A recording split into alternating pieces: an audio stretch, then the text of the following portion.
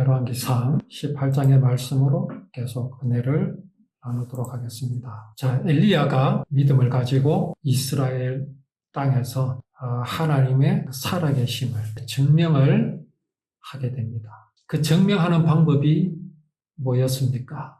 먼저 이스라엘에 3년 동안 비가 내리지 않게 하나님께서 하셨습니다. 그러면 이스라엘은 어떤 지경에 빠지겠습니까? 아주 곤고한 그런 지경에 빠지게 되겠지요. 보옵소서 내게 큰 고통을 더하신 것은 주께서 나의 영혼을 사랑하사 나의 영혼을 죄에서 건지셨고 내 모든 죄는 주의 등 뒤에 던지셨나이다. 이스라엘에 큰 고통을 더하신 것은 하나님께서 이스라엘을 미워하신 것이 아니라 그들이 하나님께로 돌아오게 하시기 위해서 그들을 사랑하셔서 하나님께서 행하신 것입니다. 여기에는 누구도 포함되어 있습니까? 그 악랄한 아합도 포함이 되어 있습니다. 또 누구도 포함되어 있겠습니까? 그보다 더 악랄한 아합의 아내 이세벨도 역시 포함하고 있습니다. 하나님의 사랑에서 제외가 되는 사람은 세상에 단 한 사람도 없습니다. 이유가 무엇이겠습니까? 사람은 다 하나님께서 하나님의 형상대로 또 그 안에 있는 생명은 하나님께서 친히 주셨기 때문에 그렇습니다. 이 두 가지가 하나님께서 사랑하실 조건이거든요. 이 조건은 사람이 만들어낸 게 아닙니다. 하나님께서 주신 것입니다. 어떻게 하시기 위해서요? 사랑하시기 위해서. 그런 사람이 또 그런 사랑을 이제 전하게 하시려고 택하신 이스라엘, 그들이 하나님을 떠나 있으니 하나님께서 그들에게 지금 다가오신 것입니다. 그런데 사람은 그렇게 되니까 어떻게 하고 있습니까? 불만, 불평, 하나님의 뜻을 알려고 하지 않고 하나님이 어디 계시는가? 하나님을 찾는 것이 아니라 물의 근원을 마르게 하신 하나님을 찾는 것이 아니라 물의 근원을 찾으려고 하는 모습을 보이는 것이 이 사람의 모습입니다. 이게 얼마나 어리석은 그런 마음입니까? 참 사람의 마음이 그렇습니다. 어리석은 자는 그 마음에 이르기를 하나님이 없다 하는도다. 말씀대로 그렇습니다. 그래서 하나님께서 이스라엘에 하나님이 살아계심을 보여주시기 위해서 엘리야를 보내셨습니다.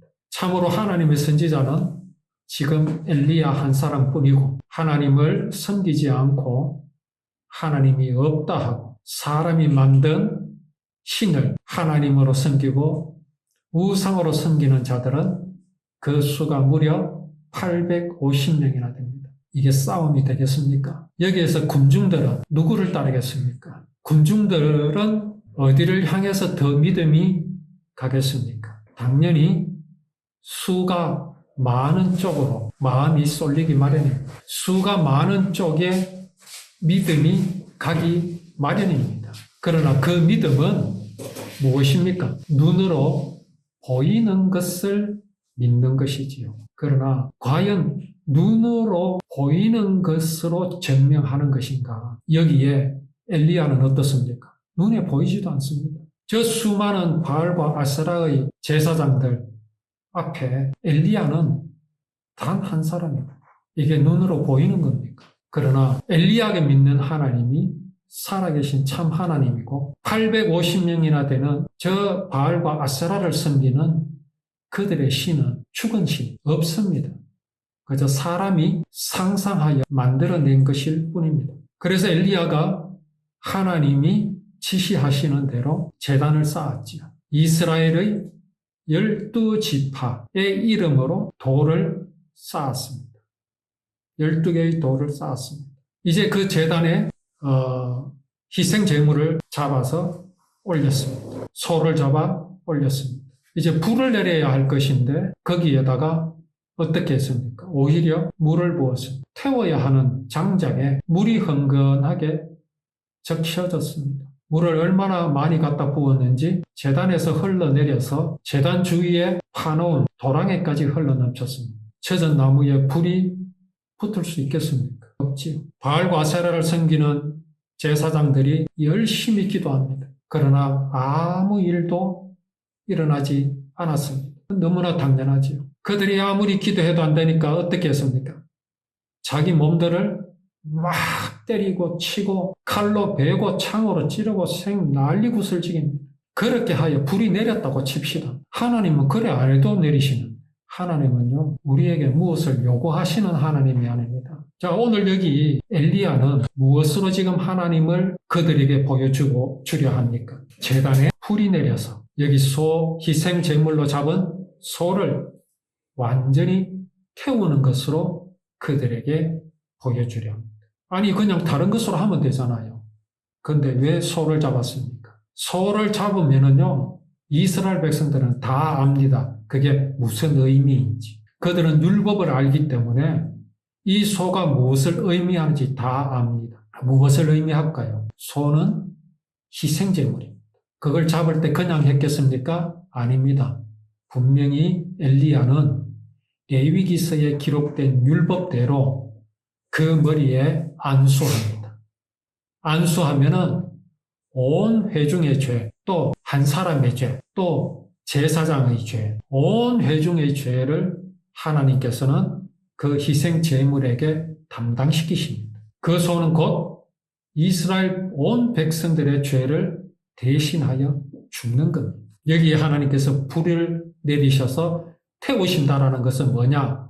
그러면 연기가 나겠지요. 하나님은 그 연기를 맡으십니다.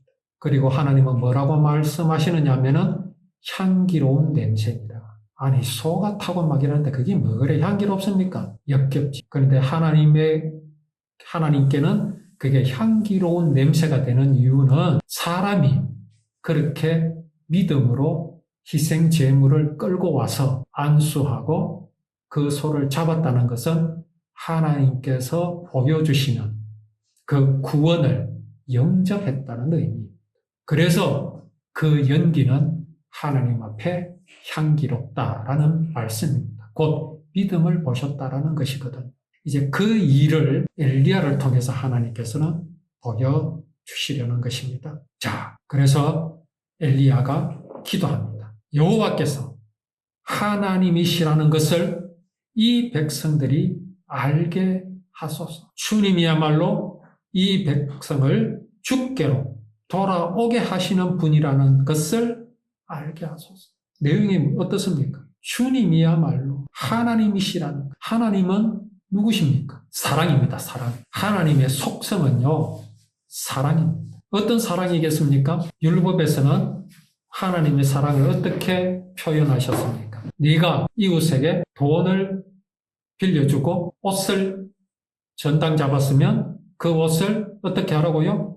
해가 지기 전에 돌려주라. 또 돈을 빌려주고는 채권자가 되지 마라. 막 가서 독촉하지 말라는 말입니다. 그 돈을 돌려받기 전에 전당 잡은 것은 해가 지기 전에 돌려주라. 이 가능합니까? 내가 10원을 빌려주고 돌려받지 않는 건요 얼마든지 할 수 있습니다. 그렇죠? 우리의 경제적인 어떤 형편으로 봤을 때 각자가 다 다르겠지만 어떤 분은 100만 원 정도는 참을 수 있는 분도 있고 어떤 분은 10만 원 정도까지 참을 수 있는 분도 있고 경제가 정말 넉넉한 사람은 1억도 참을 수 있을 겁니다. 그런데 정말 내 목숨 같은 피 같은 돈을 빌려주고 그 돈을 돌려받지 않는다? 이게 가능합니까? 또 뭐라고 말씀하셨습니까? 너를 저주하는 자의 소나 나귀가 길을 잃고 있는 것을 보거든 그 소나 나귀를 그 주인에게 돌려주라. 어떤 자? 나를 저주하는 자, 나를 미워하는 자. 이게 가능합니까? 흉내는 낼 수 있지요. 하나님은 그런 하나님입니다. 이걸 상상할 수 있어요. 이걸 항상 그리고 있어야 됩니다. 율법은 거룩하신 하나님, 자비로우신 하나님,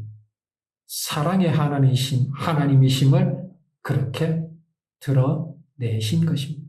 이런 하나님을 지금 엘리야는 이스라엘 백성들에게 보여주려고 하고 있습니다. 어떤 하나님은?